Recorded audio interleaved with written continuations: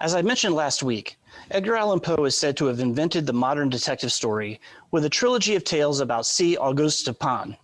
The first of these is The Murder in the Rue Morgue, which we're reading this week. There are a couple of things I should say to help you prepare for this piece.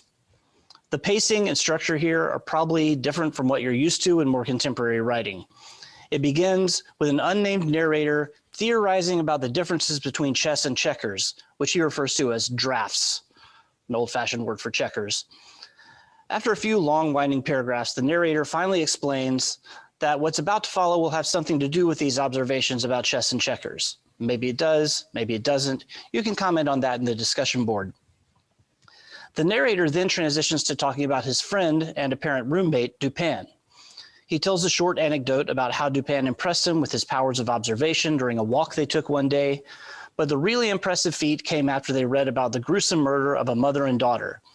Dupin gets permission from a friend at the police to inspect the scene, and he quickly figures out what happens. I won't get into that. Remember rule number 1, no spoilers.